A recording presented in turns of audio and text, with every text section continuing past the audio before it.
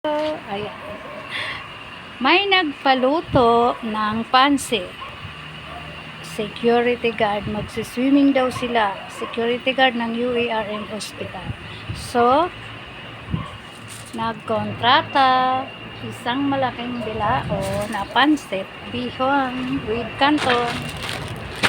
Yan na po ang ating pansit bihon. Pinapalambot po natin muna para maghiwa-hiwalay. Ito na po ang ating pangsahog.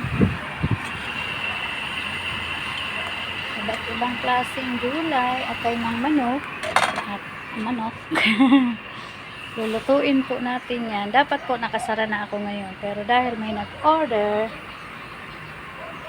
pagluto po natin. Namalingki po talaga ako ang init-init. San Juan Market.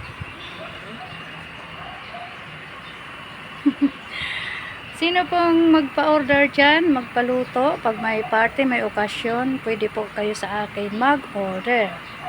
Pwede rin po kayong magpaluto dito sa Bilao, Puto, Kotsinta, at Biko, Maha.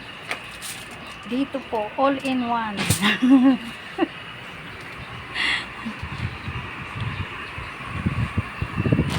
Kaya order na po. At yung gusto pong magagahan, tapsilugan, meron din po tayo.